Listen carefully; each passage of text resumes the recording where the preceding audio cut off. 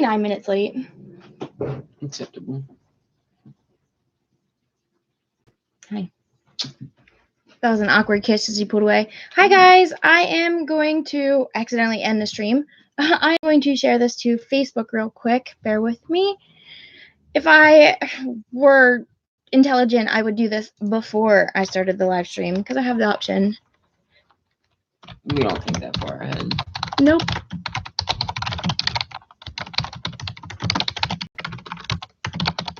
Okay.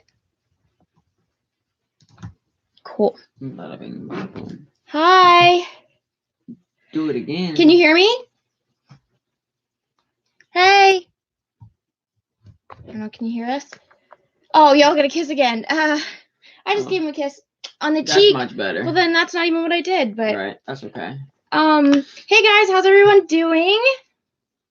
You were just watching our Wednesday vid with Greg's video. Greg did so good. I was so proud of him. There we go. Yeah. I thought I did all right.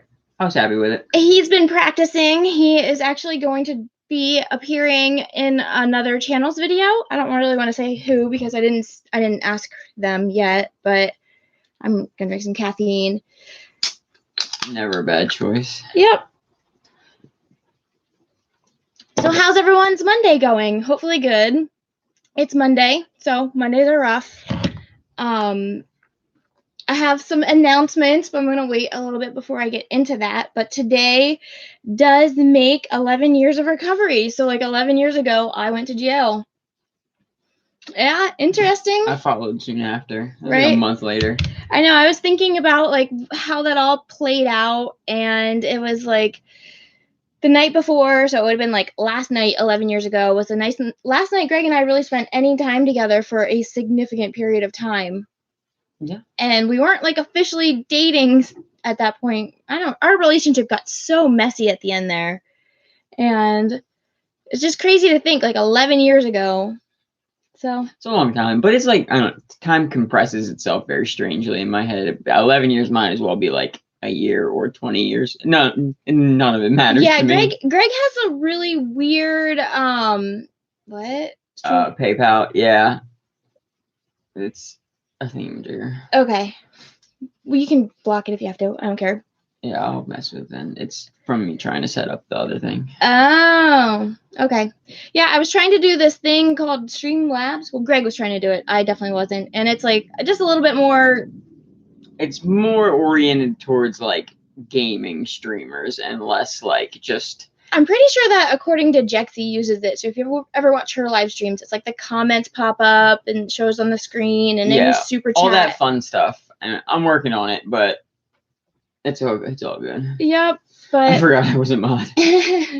That's cool. So yeah, today I actually got flowers sent to my work. My mom and my dad sent me them, but my aunt delivered them, which was really confusing because I didn't know that I literally didn't know that she worked for the flower company that my mom ordered the flowers through. So I was like, why is she delivering the flowers? Did she buy me flowers? And then it was like this awkward moment where we both stood there and like she was trying to figure out why I got flowers and I was trying to figure out why she brought me flowers.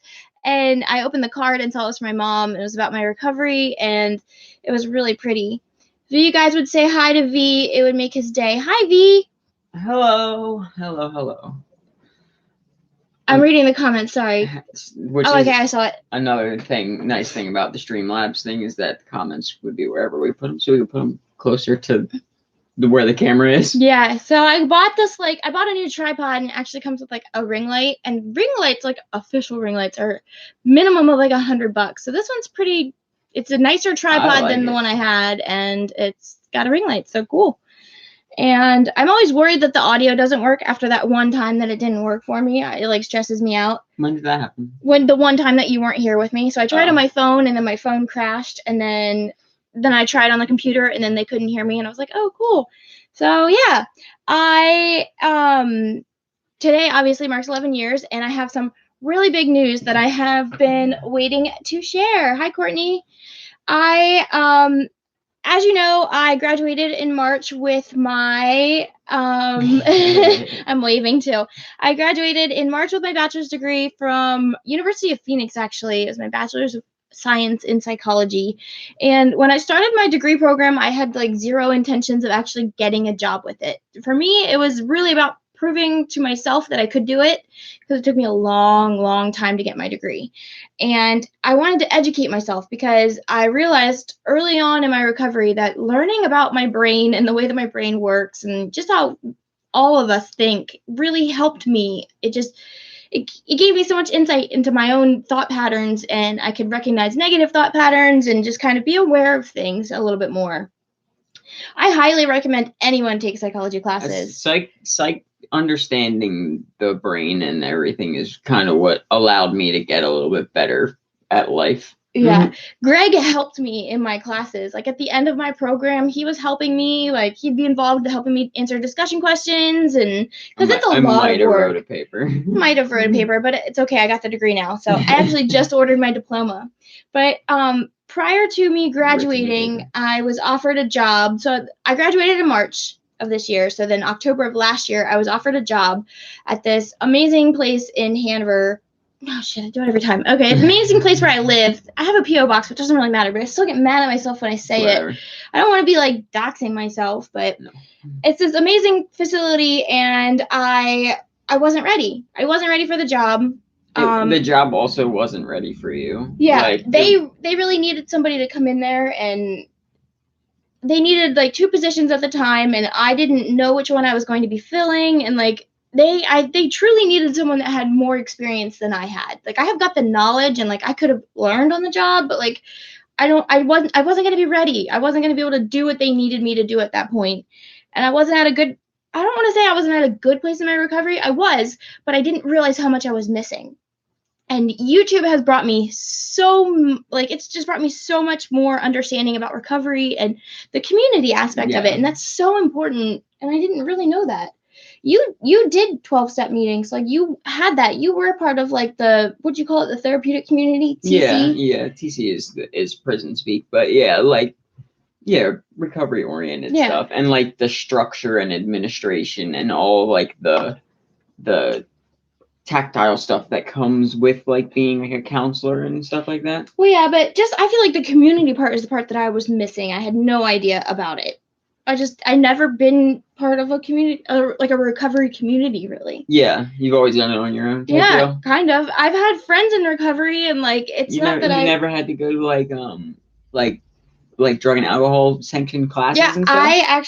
I got on probation, and I was required drug and alcohol classes, but because I was seeing a psychologist on my own, I had my own psychologist and she specialized in addictions, the county wiped it.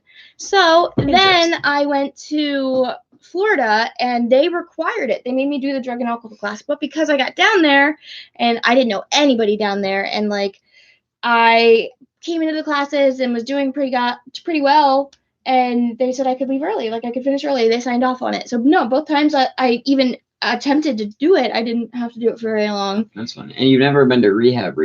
I've never been to an inpatient rehab. I've gone to meetings, and I had a sponsor at one point. No, don't fall. I heard it. That would have been rough. I heard it falling on my tape, on my washi tape. Rough.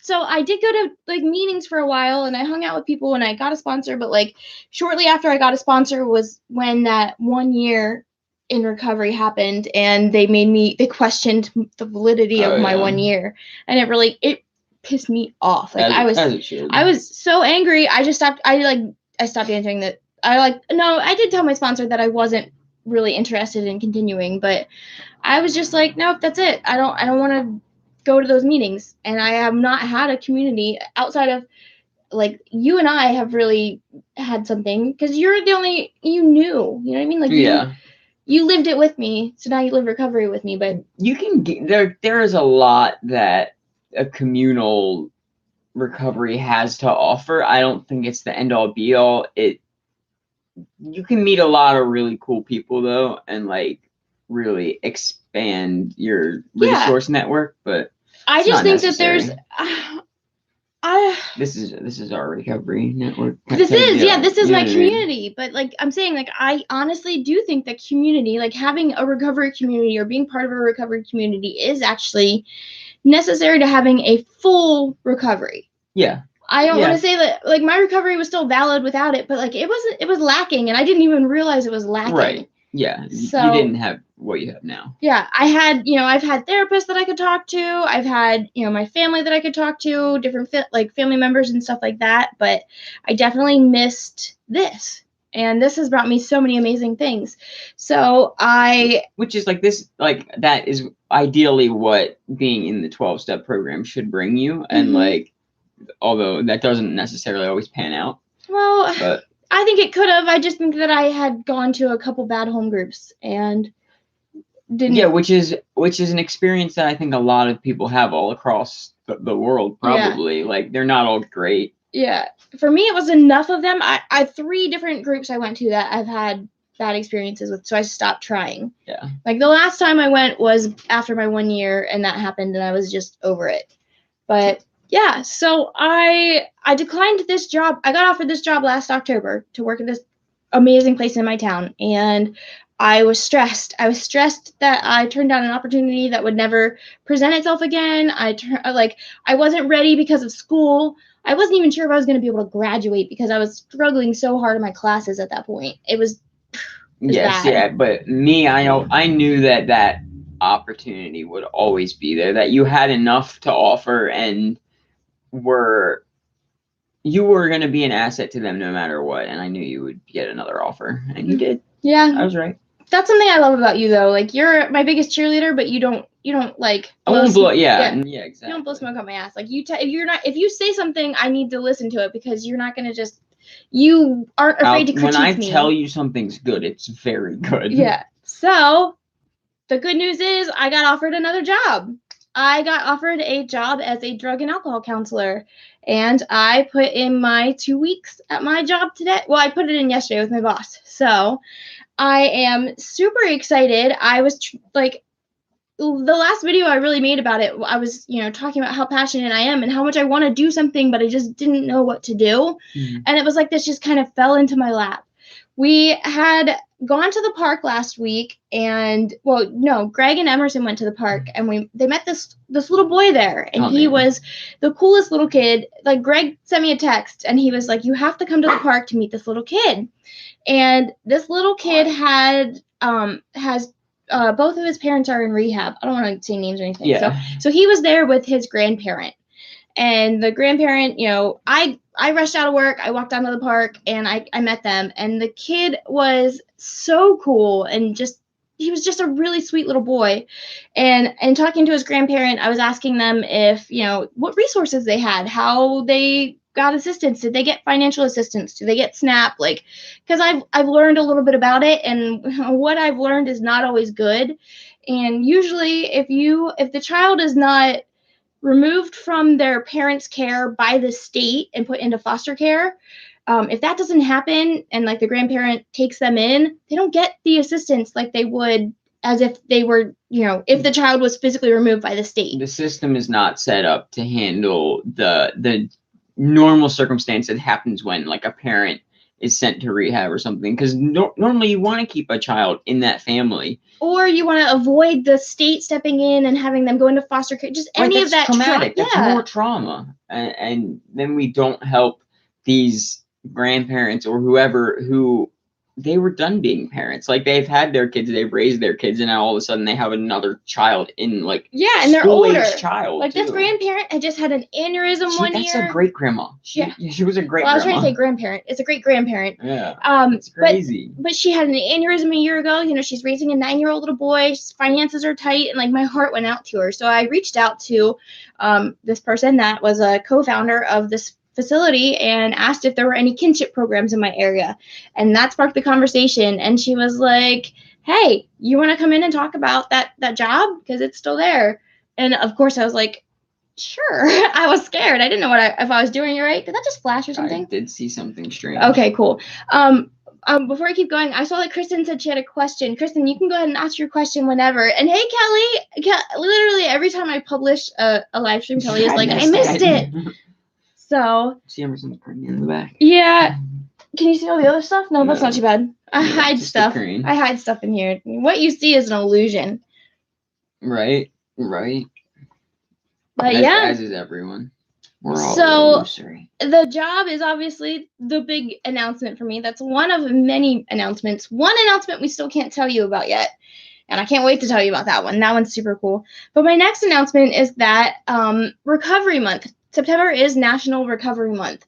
And the 31st is actually National Overdose Day. So I'm going to try. That's a crazy thing to have. Right? It's Overdose Awareness Day, Okay. but that sounds a little bit. Yeah, I guess I should have said it correctly. Gruesome. But National Overdose Awareness Day. So there's a lot of rallies and stuff in our area. There's one going on that's run by a mom in our area. Her son passed away in 2010, I believe it was.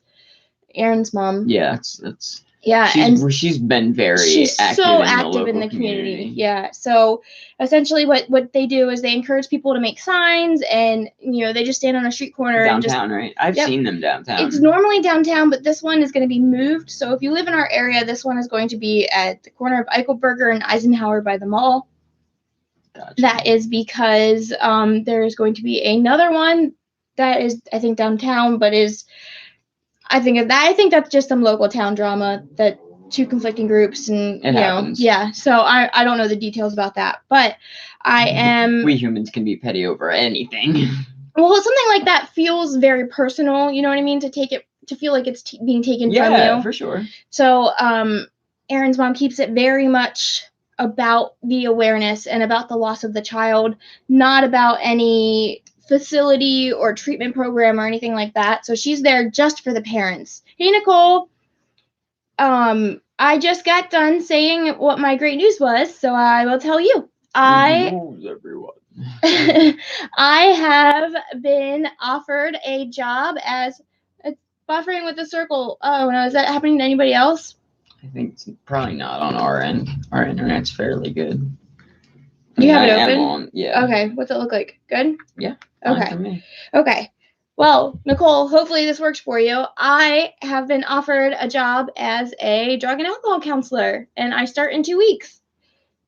I'm really excited. What's the worst part of detoxing? And can you go back to just taking Tylenol or Advil for pain? Because at this point, neither of those come close to curing my pain. Yeah. Well, detoxing. Like the worst part for me is like the length of it, honestly, and like not being able to sleep for a while. The insomnia is the worst part for me, because you get all in your head, feeling like when you start to not sleep. Am I pregnant? I'm not pregnant. It's a ring light. But thank you. Yeah, new ring light. I really hope I'm not pregnant. That would suck.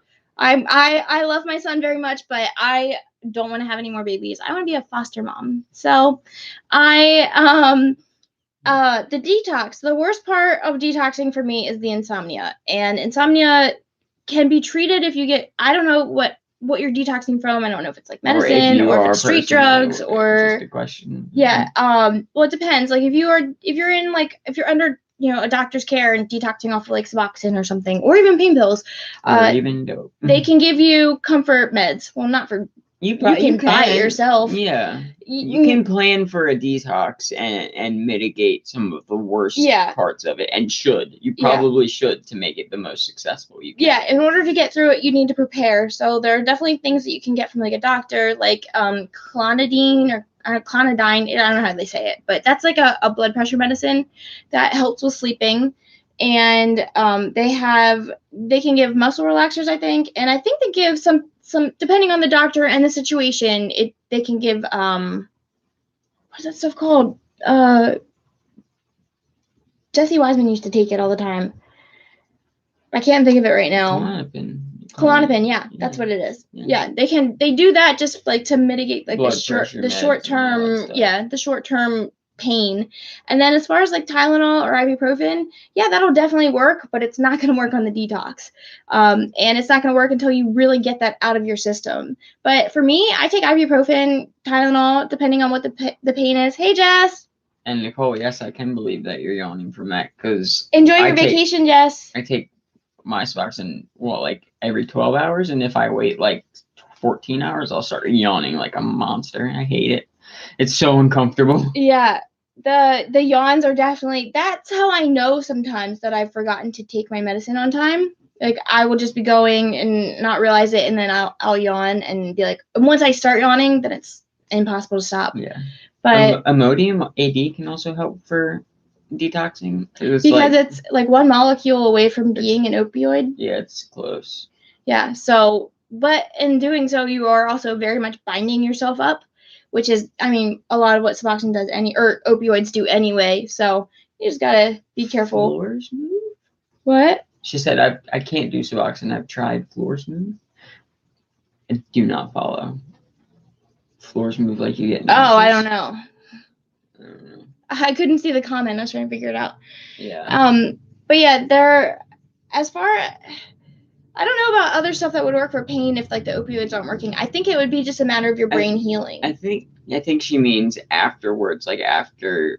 Well, I don't know what she means now that I'm thinking about it. I think you're right. And can you go back like after you're done detoxing? Yeah, like no over-the-counter medicines will then work again. Definitely. Like I take Aleve all the time and it helps with my hands. I actually ended up taking, like when I had Emerson, I only took a pain pill. I took one immediately after I gave birth, and then I just took ibuprofen or naproxen sodium the rest of my healing time.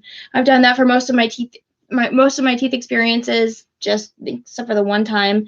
And Kathy said that my holistic approach to recovery is going to be a great asset to the recovery community.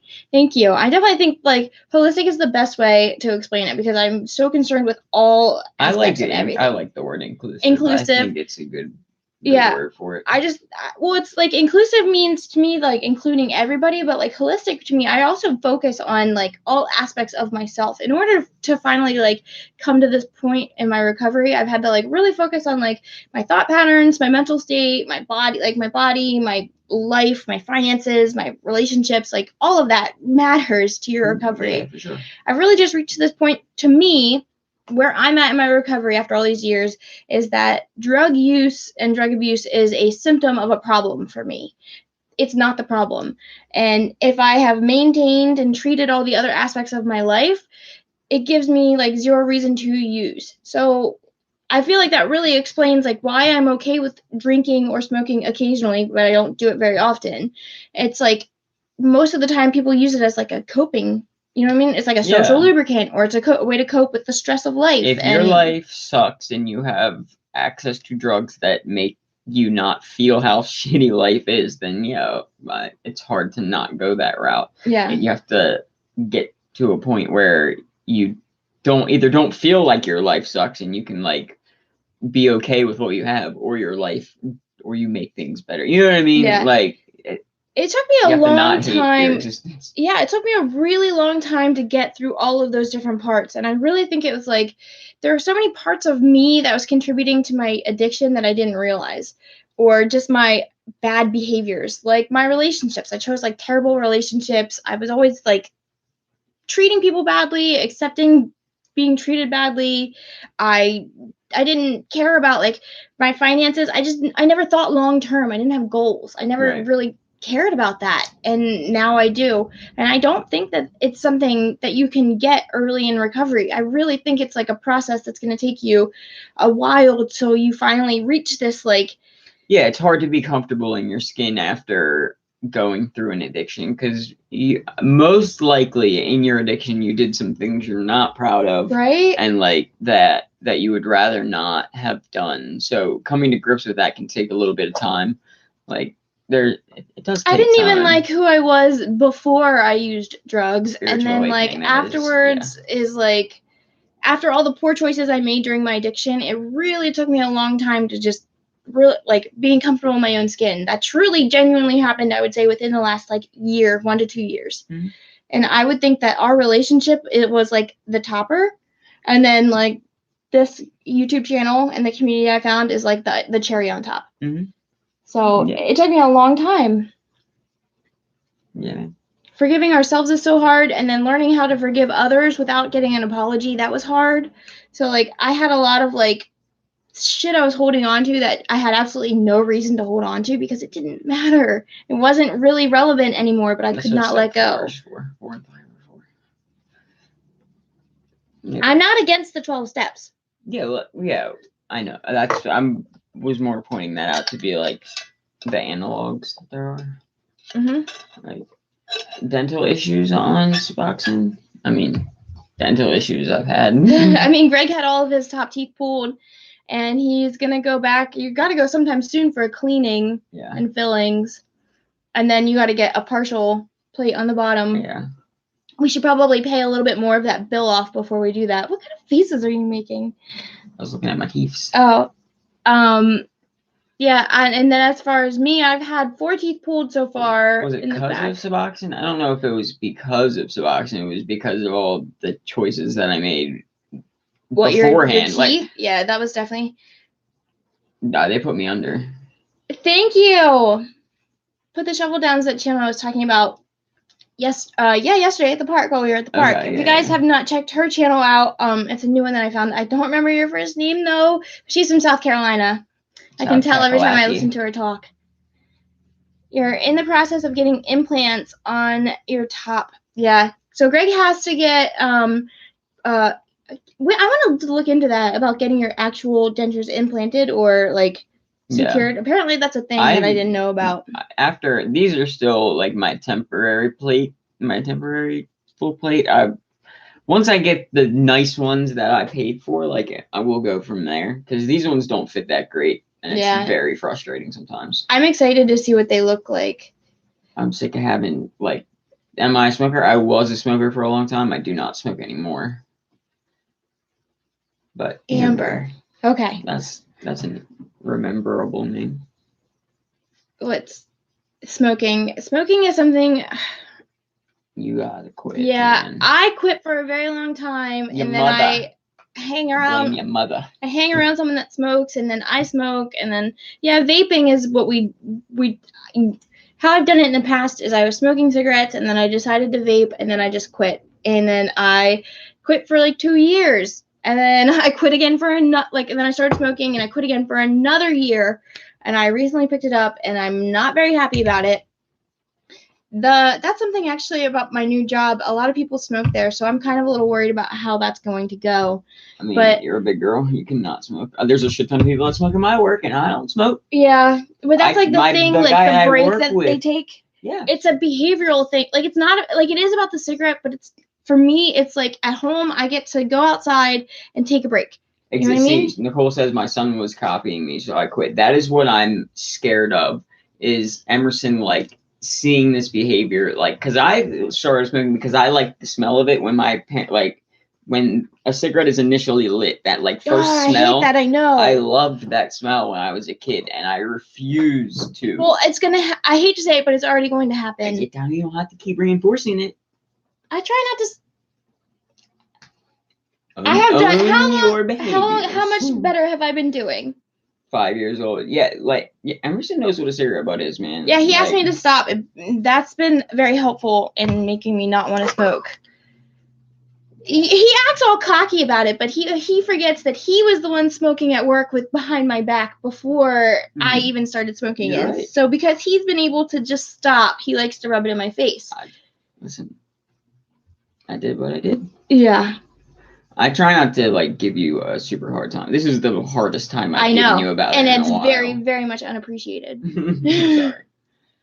Sorry. She meant cigs, I think.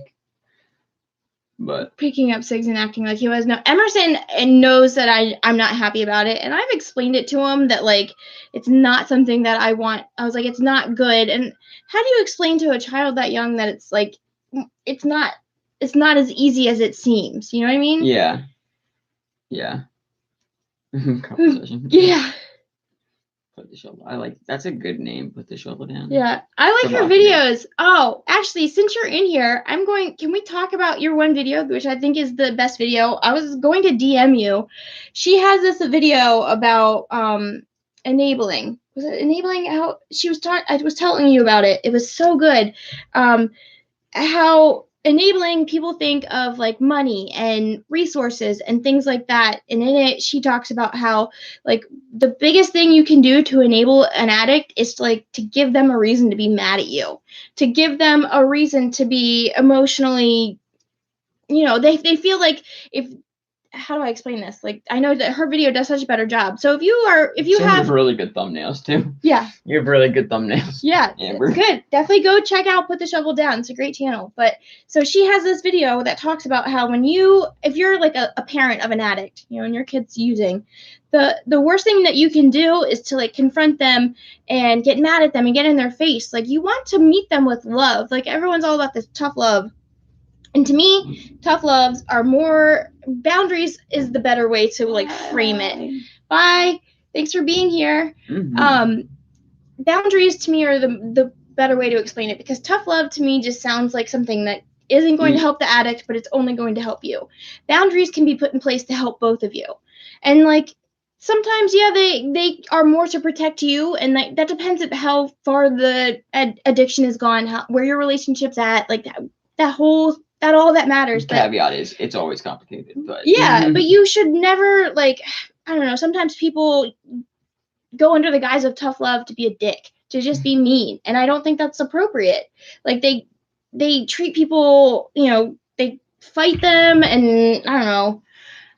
I can think of examples, but I'm like trying not to use them because it's somebody else. But okay, Brent's parents did not, they did the tough love.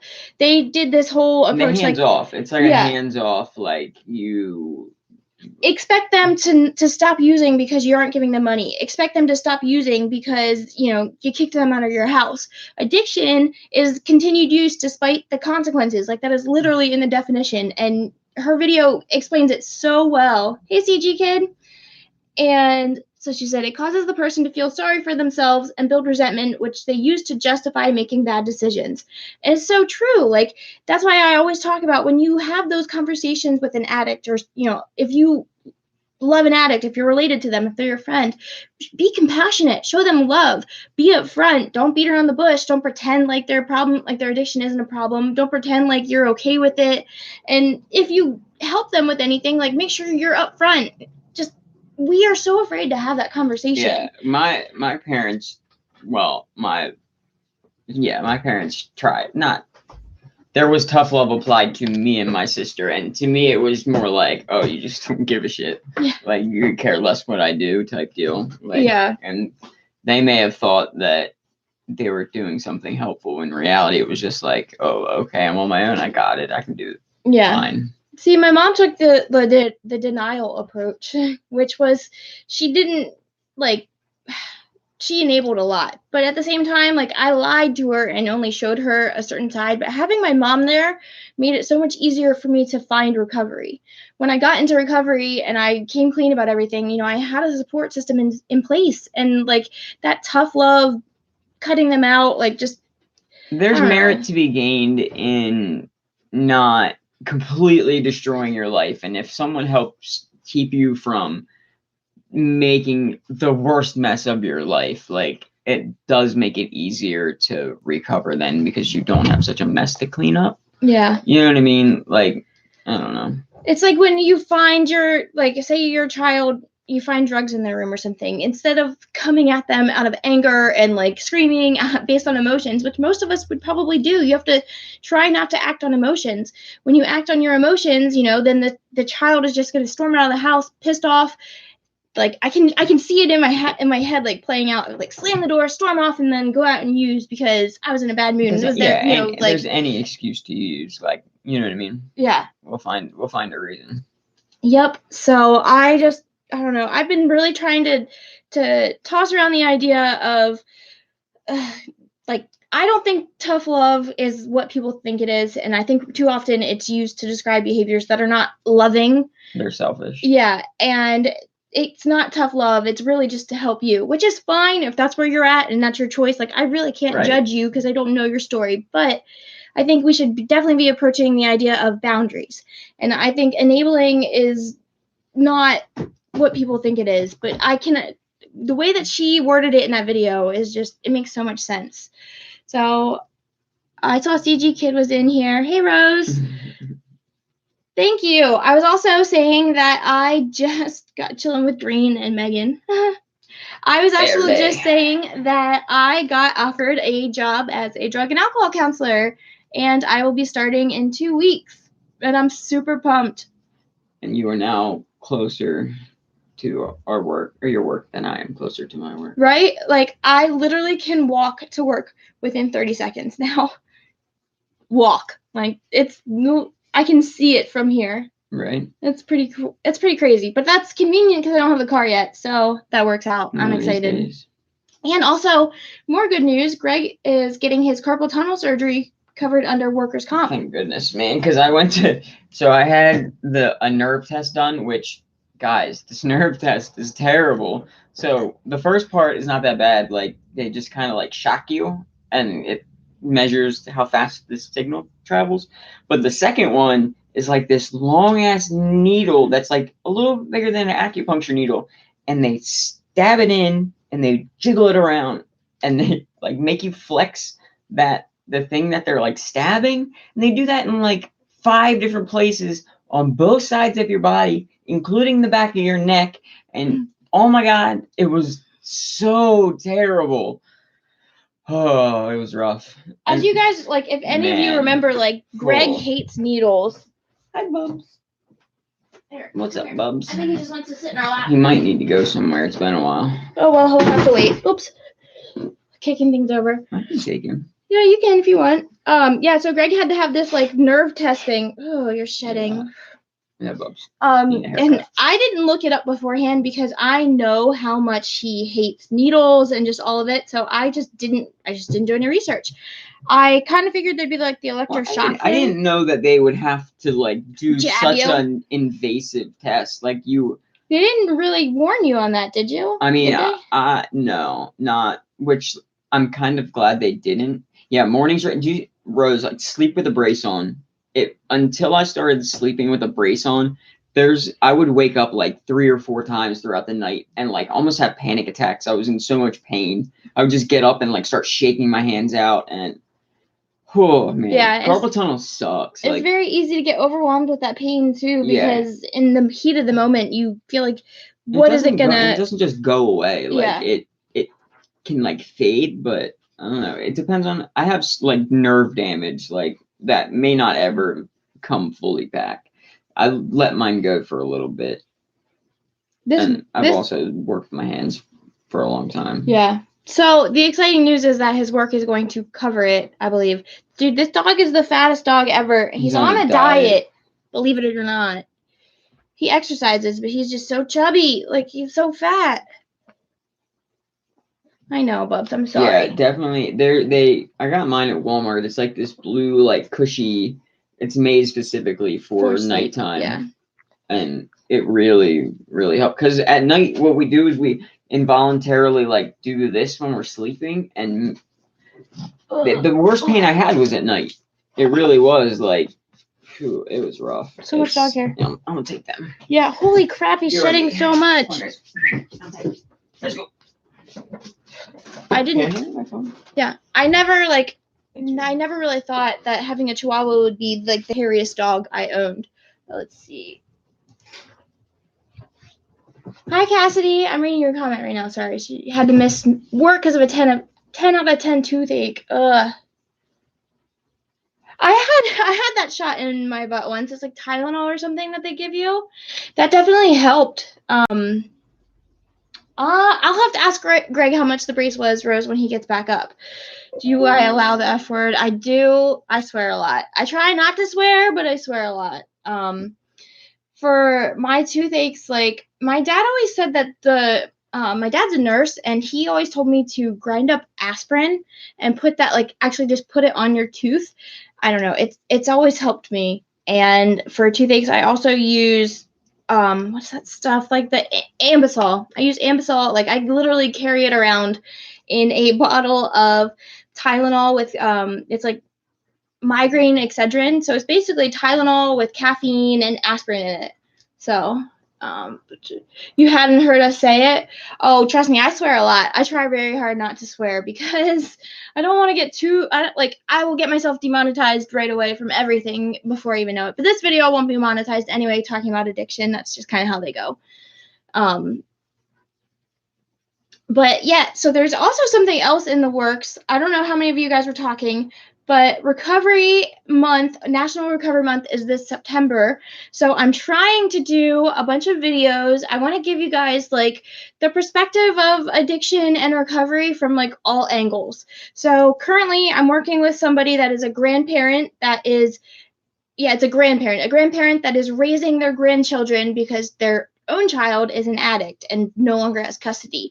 So this grandparent has taken custody of her grandchildren and is raising them. So I wanted to kind of share her story. I have a story from someone that their fiance was in jail and kind of got into trouble and like drugs in that aspect, and just kind of approach it from all different angles. I have a friend that got off of methadone, and I want her to explain her process. I want to explain how she did on that. Like, I have no experience with methadone, as you guys know. If anyone has messaged me, like, I don't really have that much experience, so I wanted to kind of have her to talk about it. CG Kid, yeah, I did have, what I've learned is that if I upload a video and then it'll like flag it for monetization if I wait until I like submit it for review. If I wait, and then it'll come back green and it'll be okay. But they usually, like, anything that talks about like a specific medication or mat in general is demonetized. I do go back and read comments. The thing that sucks is, though, if I go back and read the comments, I don't have really any way to like reach out to you guys, because unless you guys have a channel where you have videos yourself, I don't really have a way to comment back. I was thinking like there isn't really a way for me to respond, and I miss some of the things, and I'm always like, dang it, I didn't get to say that. But I usually get a lot of video ideas from you guys on the comment section. But other things I wanted to talk about for Recovery Month, I wanted to kind of continue sharing on like my experiences with codependent relationships and just kind of getting through that, because I know that my codependency, or my tendency to be codependent, really, really played a big role in my addiction and why I just continued to make bad choices.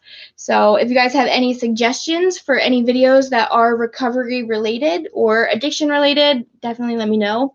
I am not going to say that I'm going to do X amount of videos a week, because the moment that I put that much pressure on myself is the moment that I stop uploading consistently.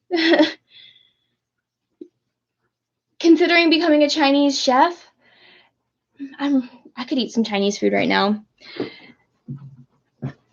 Ugh.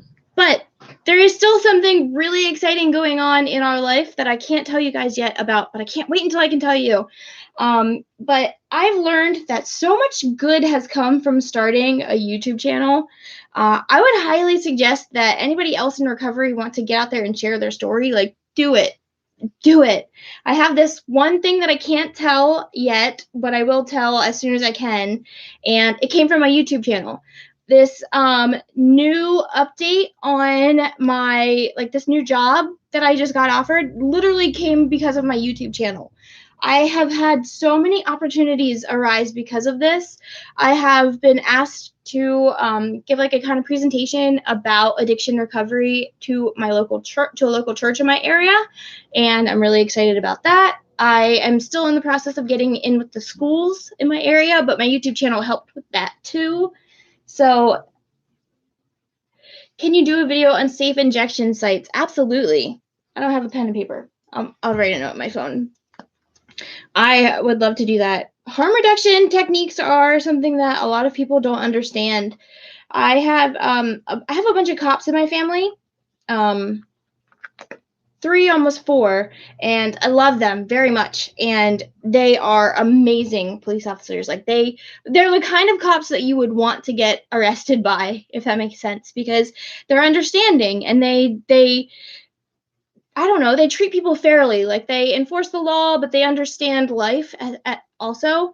But they have we had a conversation with one of them. Well, they actually didn't have it with me. They had it with my mom, and then my mom relayed it to me, and it kind of bummed me out, because as understanding and cool and, you know, solid dudes as they are, they don't understand addiction.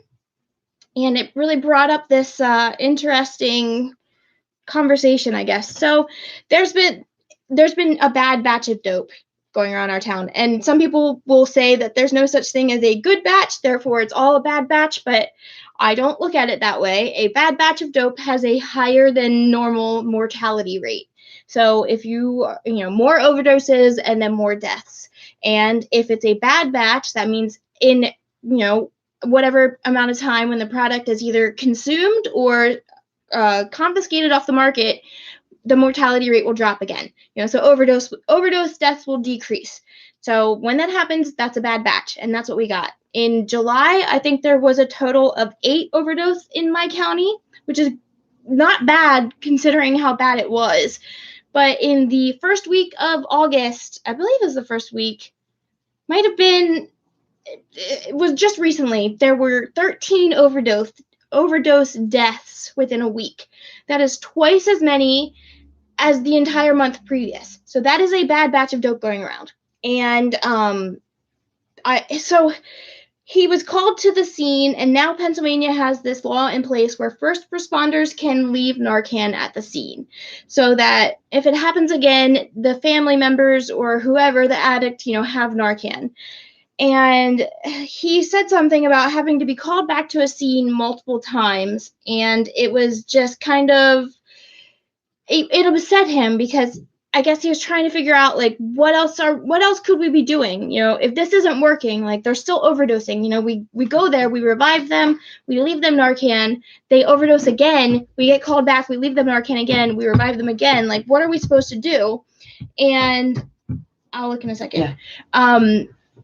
So he was saying maybe, after so many overdoses, we should make it a criminal thing, or maybe we should do something like, I don't know. Punish the addict, yeah, basically. Then they were saying like maybe we should do something like how children and youth come in, for parenting, only instead of being about children, it would be about addicts.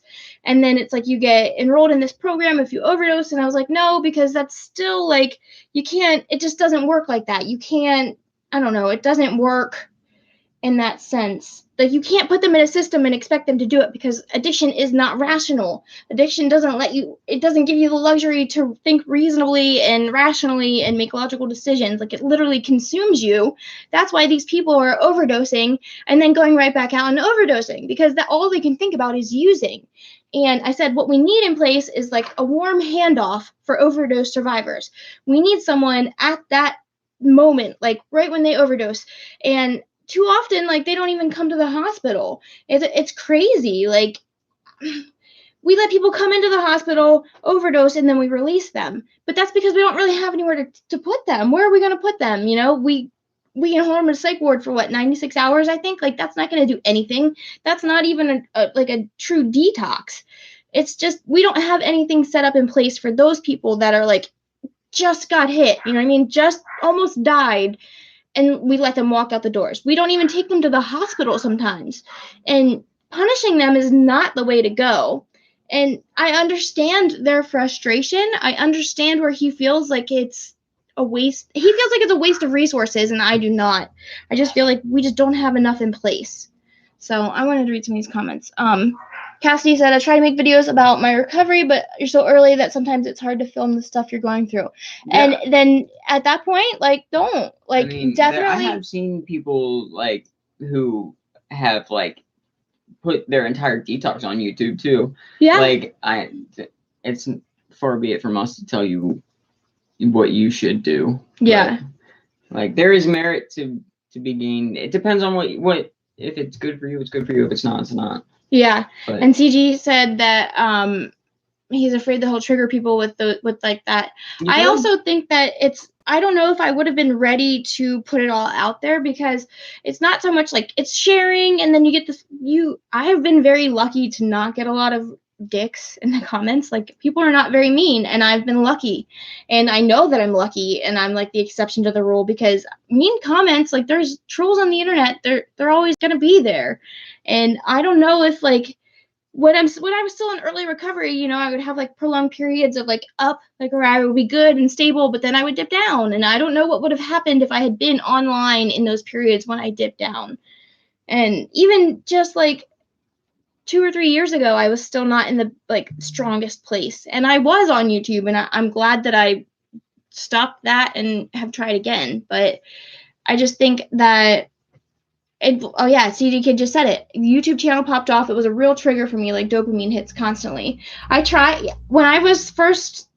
first like had a real big spike, I was checking it all the time, and I tried to stop checking the YouTube Studio app because I don't care. I'm not doing this for the views. I'm not doing it for all those things, but like it's still instinctual for me to want to look, for me to want to see how many people are watching, and like it's second nature, but like I just have this like feeling that where I feel kind of low or feel like crap if like I'm not doing as good. Yeah, I mean, like if I see my views are lower than normal, like it hits me in a way that I wish it wouldn't. There's been studies on that though, like Instagram and Facebook and stuff. All that stuff is engineered to hijack your brain. Yeah. So it's not like a character defect. It's the algorithms are made to do that to you. Like the way it's set up is made to keep you doing it. You know what I mean? I've turned off notifications, like the badge things on my apps, so that I can't see it. It kind of sucks because then sometimes I miss people's messages, which is why it takes me a while to get back to my Instagram DM sometimes, or Facebook Messenger if you ever hit me up on that. I don't have the little red badge notification that tells me how many messages I have, and it helps me not check it. I will go forever without checking it. We are extra susceptible to all those things that like give us that extra hit. You know what I mean? Like especially us, like Jazzy Butt. She's got a cute little nubby tail. Real-time views. See, real-time views, like I feel like ours are like so delayed or like just kind of like low that it's not that crazy to me. Oh no, it's hit me like because every now and then I'll have a video that'll do really well, and it's usually like if Jess shouts it out. So I'll get like this really big surge in views, and then I don't really check my analytics that much though because it doesn't really do. I don't really understand them like in a sense. I do because I like to see. I don't know, I just like to see the comparison. I like numbers and data and stuff like that. For me, it's like I don't really know what I would get out of them to use because my intention is not to like grow. I mean, I do want to grow my channel from reaching other subscribers, but I also like I want to attract like a certain person here for right now. I'm really you have grateful. A target demo. Yeah, I'm very grateful that the people that I have that have found my channel have been nice. Like I have not had a lot of mean people. I had somebody comment on a video of ours the other night that said that we almost made them reconsider eugenics, supporting eugenics. That's like the meanest comment I've gotten in a while. But I can handle that. I would rather have a small, loving community than a huge one with like any number of dickheads. Yeah. I mean, it's at the same time, like, I do want to reach a larger audience with this message, but like I like being able to communicate. I like having 15 people here so that I can actually talk to you guys. And if I get bigger, I won't be able to have that.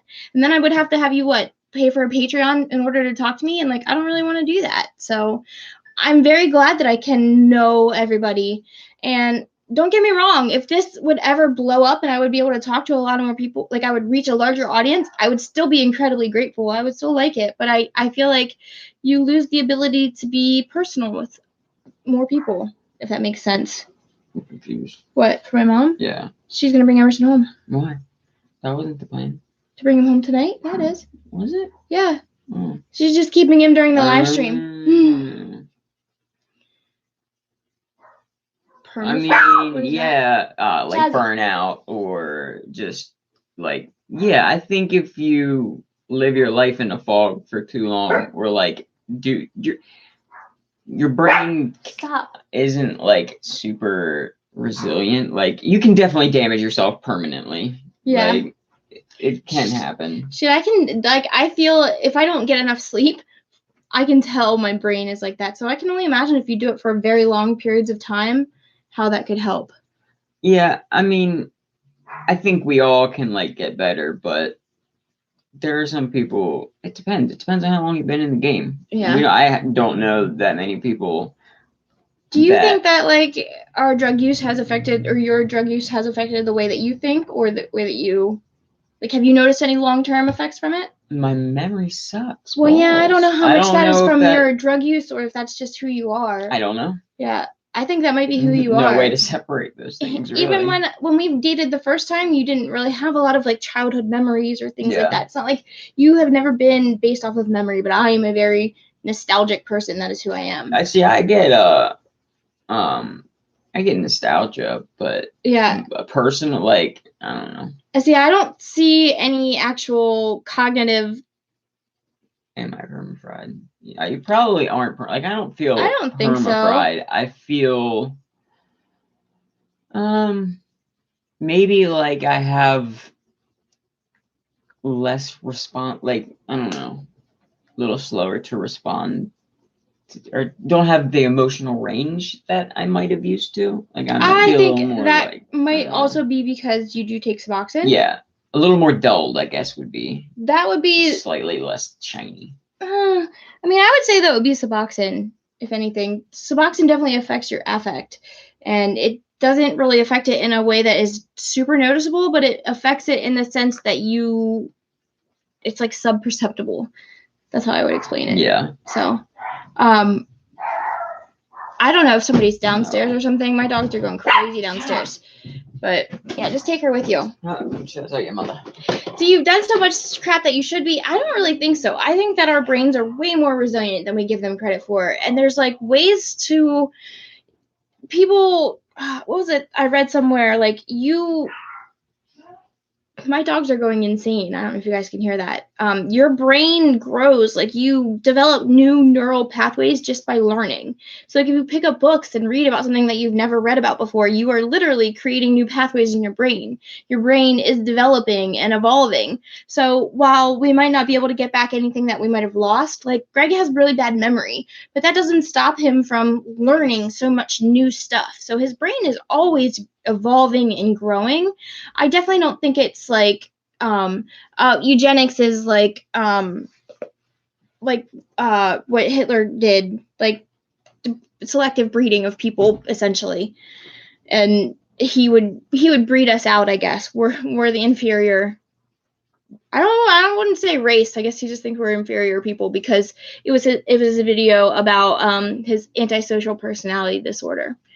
So my dog's Jazzy, if I could, man, I wish I could be like Jazzy. She's got so much energy and she's always like on the go and wants to play. And half the time I'm like Bubby and I just want to lay and eat food.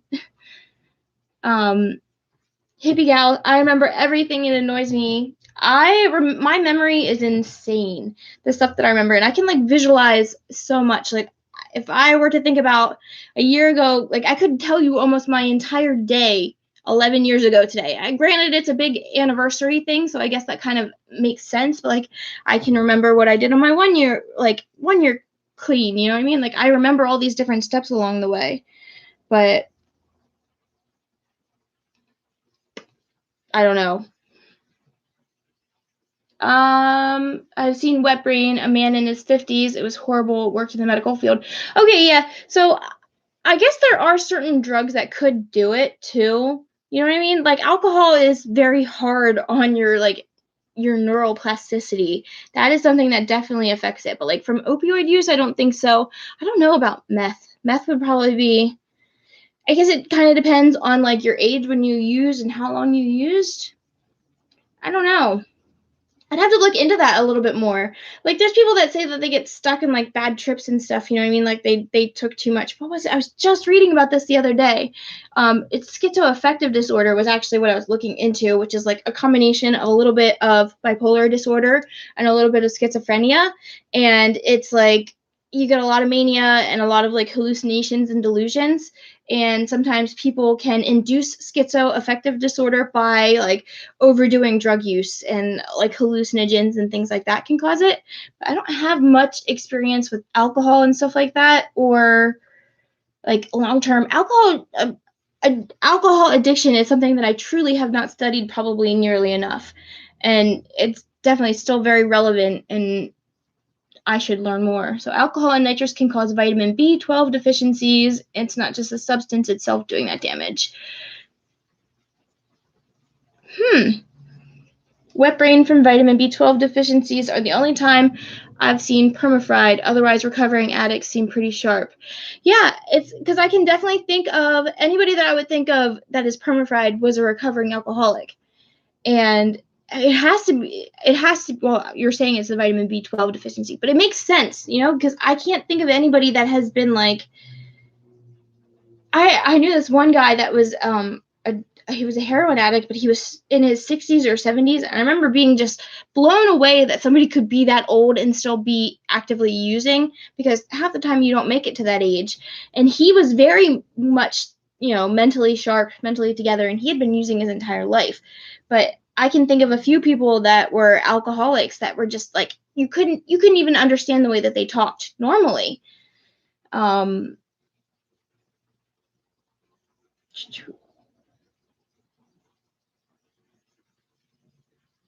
I have chronic pain and you miss your brains. 1 minute my brain works and then it shuts off without warning. I'm not exactly sure what you mean by that, but that made me think of someone going through like withdrawal. We talked about it in, I think, my last live stream with Effexor, which is an antidepressant, and it makes your brain just like shut down. It's the best way to explain it. It like has like a brain zap where you become overwhelmed and your brain like short circuits and can't function. It's the craziest experience, and I would not recommend anybody take Effexor just because I know how hard it is to get off of it. But I personally don't think that I've had any long-term effects from my drug use. My drug use was, I was a poly drug user, but I mostly, like, my addiction was on heroin. I used everything else, but I didn't go as hard. I guess coke I did for a while, but it wasn't as bad as it was heroin. Let's see. Oh yeah, huffing, that makes sense. Chemicals. It's got to be something about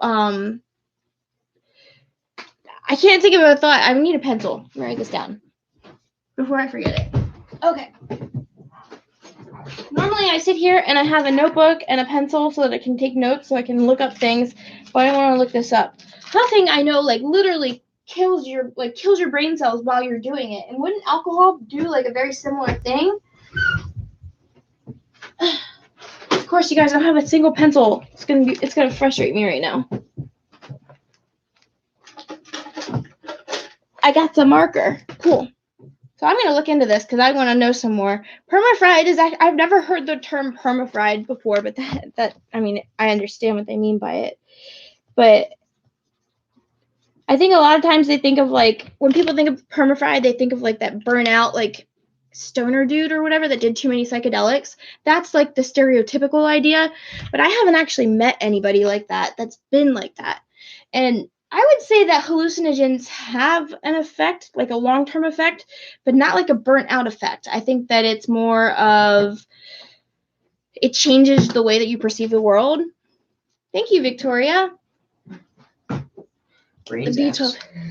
Yeah, I was talking about the brain zaps. Oh, so brain zaps are the worst. Come on, Emerson's crayons. What? He was talking about the weed withdrawal. That's the one video that I had talked to you about that one time, about how it can induce more anxiety and more stress, and your body adapts to having it and functioning like that. Mm-hmm. So one of the reasons my mentor is an addiction doctor, and he talks about how why he pushed so much for medicinal cannabis for opioid use disorder, and it's because your brain doesn't function. Like, we developed abnormally. So we developed with opioids in our brain, as I started using in my teenage years. So then my brain didn't fully develop until I was 25. So all of those, 8 years, I learned abnormal ways of thinking. My brain expected to always have that high levels of dopamine, and it didn't know how to produce it on its own. So then he thinks that people that are then smoking, there's like dog hair blowing up, then people smoke weed or however, I guess you could do it in a variety of ways these days, but that helps with that dopamine deficiency. And he thinks that was his belief behind it. Makes sense. So I don't know if you're reading the comments. CG Kid said that the B12 is the reason for. I was listening. Perma-fried. I didn't know if you were reading it too. I got the stream up. I was commenting. So chicken butts. Some of you guys have names that like I feel weird saying. What's up, chicken What's up, chicken butts? I used to say that so often when I was a kid, man. Like, not just a kid. He said it. He says it a lot. I have not said that for a long time. I was in college again and taking pain meds, and a big difference in my short-term retention, especially reading materials. Like, you noticed that while you were taking the pain meds, it affected it in negatively or positively? I'd be interested to know. Mandy said, in college addictions lecture, we learned that high levels of marijuana use can increase risk of schizophrenia. Not sure if you understand that. In people who have schizophrenia already. It won't give someone without schizophrenia those symptoms, but it can exacerbate it in people with schizophrenia. That is 100% true. But no, it will not, like, if you are not schizophrenic, it will not make you schizophrenic. I was talking about the schizoaffective disorder and how that can be induced from drug abuse. And yeah, you are, but you have to be like, you already have it. You know what I mean? Like, it's not gonna. I'll have to look into it a little bit more to really give a final answer on that one. But the reason I even brought that up is because we were seeing a band that the Spill Canvas last week, and the lead singer admitted that he had been diagnosed with that.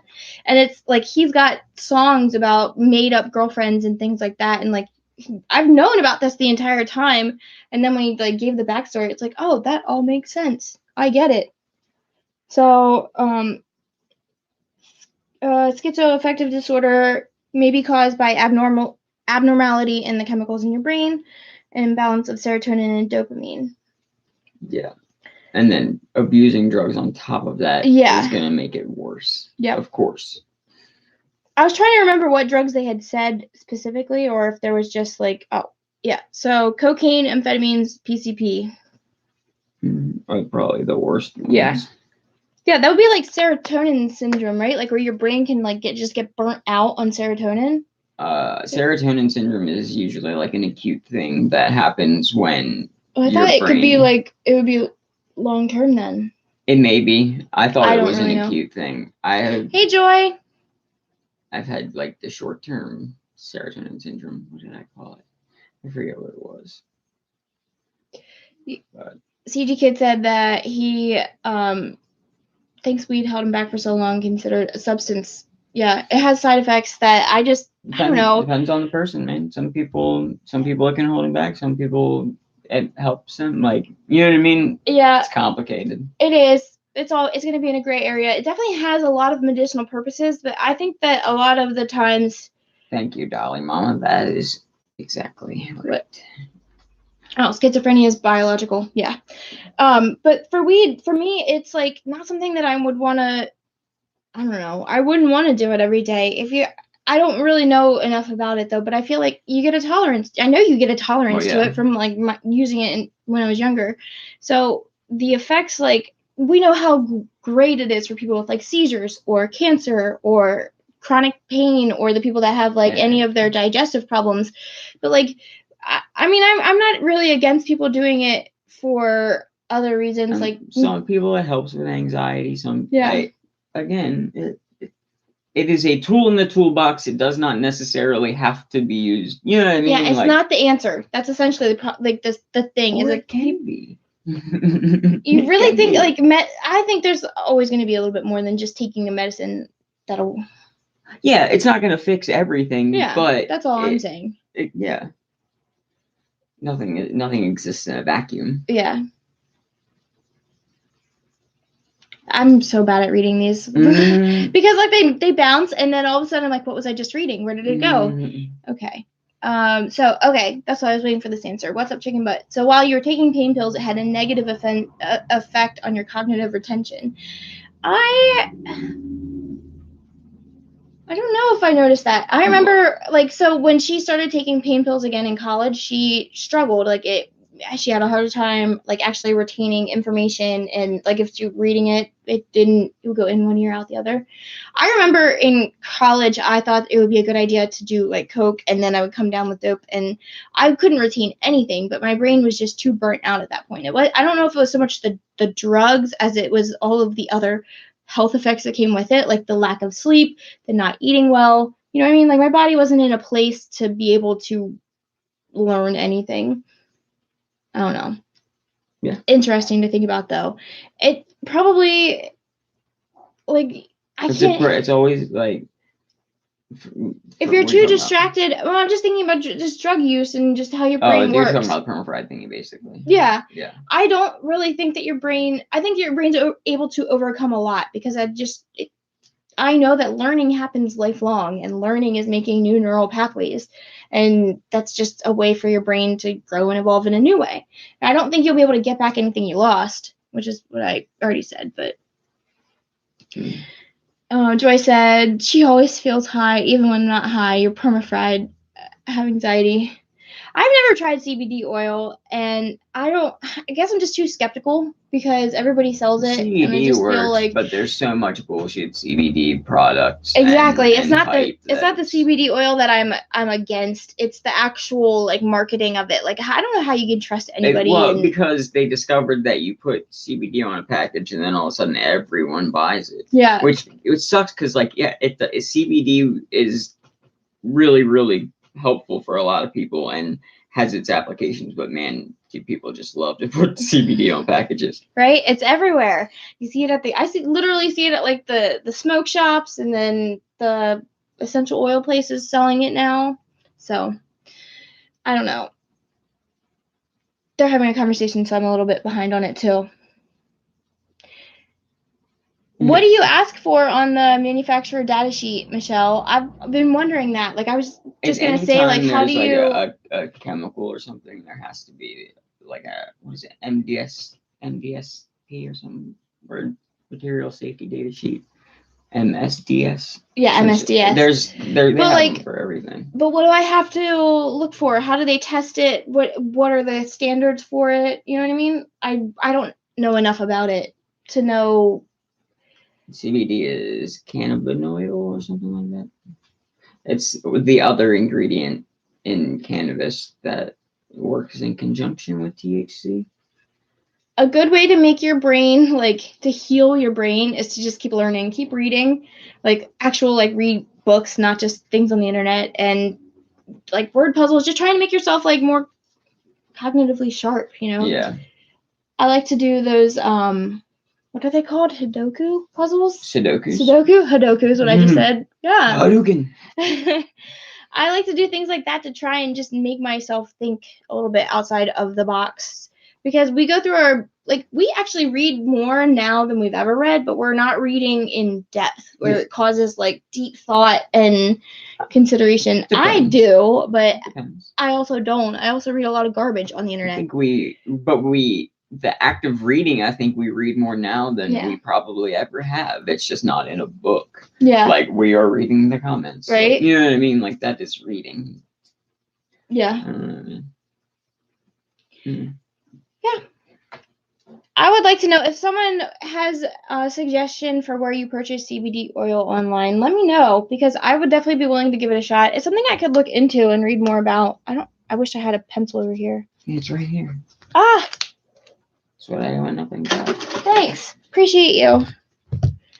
But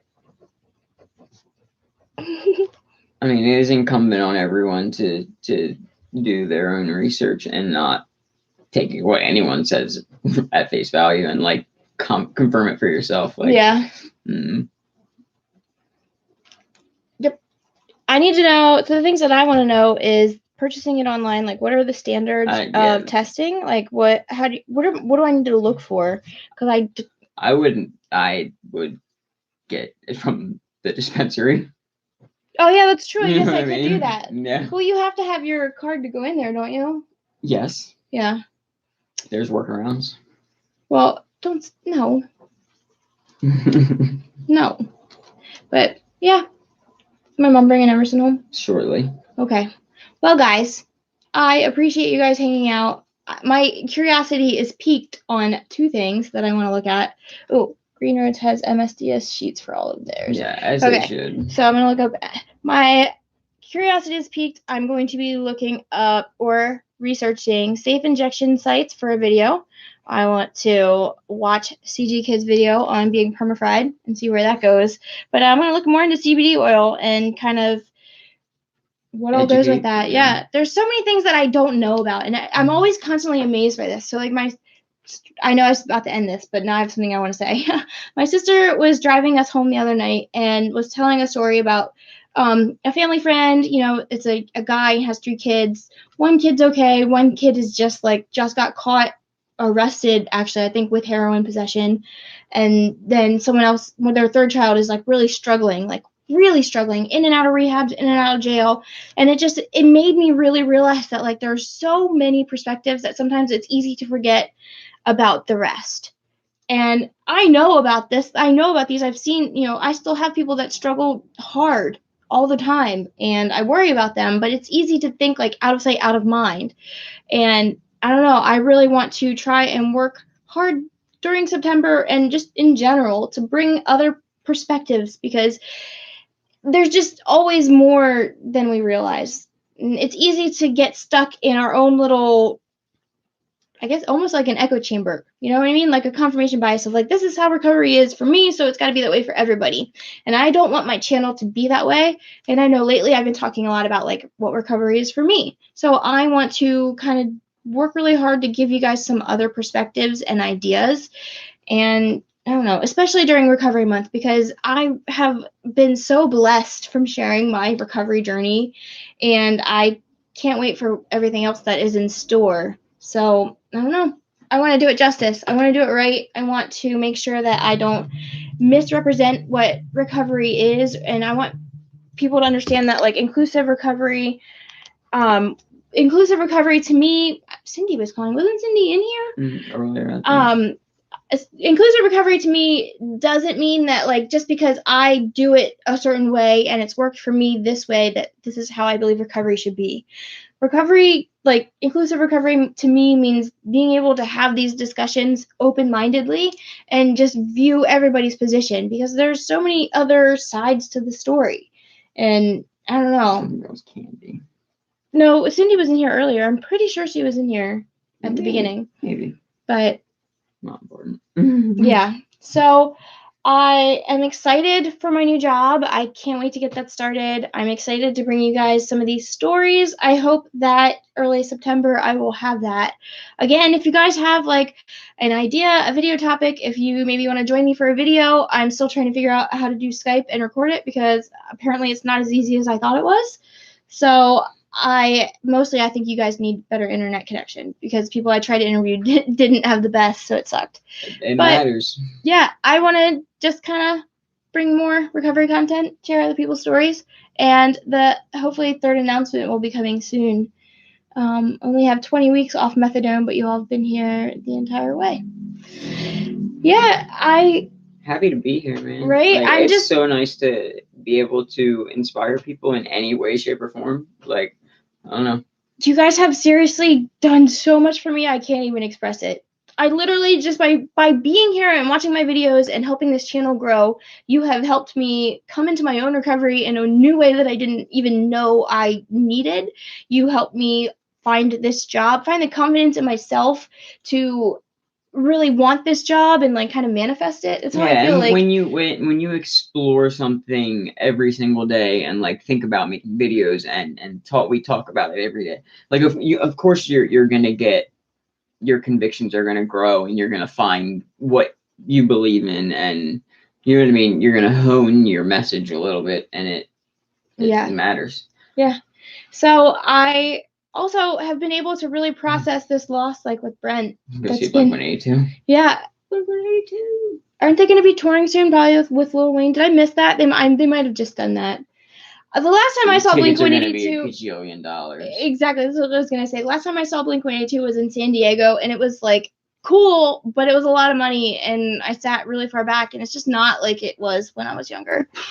Oh my god, I'm getting old. When we went to see the Spokane campus, it was in an incredibly small venue, and I love that so much. There's nothing better than being in a basement show. Yeah, just you, so a few other people that are really good fans, and the artist. There was one song where it was just the crowd sang half of it for it was awesome. Yeah. I'm gonna watch that video after this and cry. Yeah. Oh, I haven't seen those yet. I would like to see those.